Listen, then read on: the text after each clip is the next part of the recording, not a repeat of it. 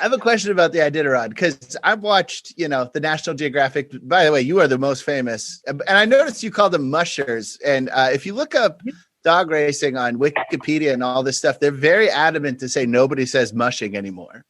But you say that's not true. Yeah, so it's the sport of mushing. The person that is doing the activity is a musher. The dogs are sled dogs. But what I would say is when you go with the dogs, like when you start moving, we don't say mush. That's not the command you would give. And that's something that Disney, I think, would probably get wrong. Right. Is we usually would say, all right. I mean, for me, it's all right. So you're just letting the dogs know, like, okay, I'm going to let you go now, because they are so forward oriented that there's not a command to like make them go. Basically, when I pull the snow hook, which is our anchor, out of the ice, I want to alert my lead dogs that the team's about to move, because obviously at the front of the line, they're the last ones to get the memo as far as, how the physics of it work when the back dogs start pulling the sled. So I'll tell them, all right. And probably the most common command would be hike. Hike, yeah. Like HIKE, to go. Yeah. Yeah, there you go. Yeah. Wait, but I was watching a lot of videos on this. First of all, these dogs are not in any way pets, right? They don't sit or anything like that, right? They seem nice. I wouldn't say that they're not pets. They do. I mean, I've got 6 or 7 retired sled dogs that live in our main kind of crew commons area. It's also where the tours come and go. Mm-hmm. It's just our main gathering place up here. Like I have crew cabins that aren't very big.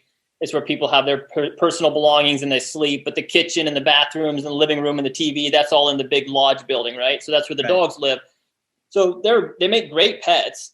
But when they're actively racing, they come when they're called. But we don't really spend time teaching them sit, lay down, roll over, shake. Their commands are G and haw for right and left, and other commands for steering the team and speed commands and whatnot. They're friendly, just like a house pet. They do make excellent house pets. The reason I say once they're retired is because they're a high energy dog. They're an active dog. It's not really fair to them to breed a high energy active dog and then ask them to sit on your couch and do nothing. They're not going to be happy doing that. But once they're 9, 10, 11 years old, they're still active. They still like to run. They're very healthy dogs through the entirety of their life. But at that point, they're happy to go for a run with you or go for a hike with you. Or if you're going to go for a bike ride and they get to jog along for 10 miles, they're super happy to do that and then lay on the couch the rest of the day. So they're great dogs that way. That rules. Wait, so they can race up to 8 years old? They race up to 10, right? Well, as far as like seriously competitively racing, I would say 8 is kind of is exceptional. Or, I mean, it's good, but it's not remarkable. Like 9-year-olds definitely race competitively, but at the super high end, let's say if you're trying to be in the top 5 of the Iditarod and you're going to be, have a shot at winning it, 8 would be probably the oldest you would see regularly be able to do that. So this year on my team ranged from 3 years old up to Gamble, who's my older super leader, and he is 8 years old. Interesting point on Gamble is I think he just became the dog with the longest span between his first win and presumably his last win this year. He won in 2016 and he just won again in 2021. So a pretty nice long career, phenomenal lead dog. And he was one of my Yellow Rose lead dogs at the end of the race. So damn, that's like Ray Lewis's career. There you go. Ray Lewis, he won one when he was like 20 and then 40. Yeah. So then he's your lead dog. So because that's a question I had written down. Is like kind of throughout the year, you have a dog all year where you're like, he's the lead. It's not like a Rudolph situation where you're like kind of end of the camp. You're like, all right, hey, you're the lead now. Like there's a dog specifically that all year is going to be your lead.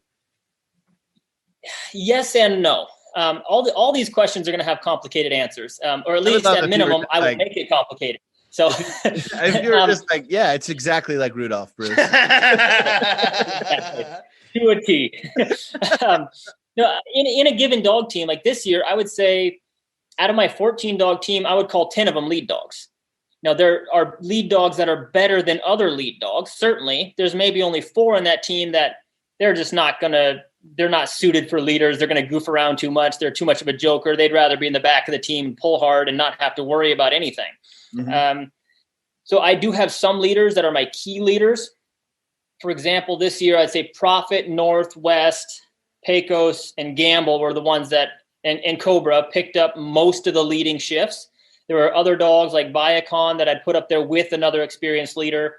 The lead position is the hardest job, and I don't want to put one dog in that position the whole way, because in addition to the physical difficulty, there's a mental stress. So North and Gamble, they were the two super key lead dogs in this race. And there were other dogs that were kind of helping them or on runs that I knew were easier. I could put up some younger lead dogs and let them give the older guys some breaks. So it's kind of like having a relief pitcher in there. You might have one that's the superstar, but you want to rotate them out and make sure that guy's fresh when you need him to be fresh. Right. Yeah.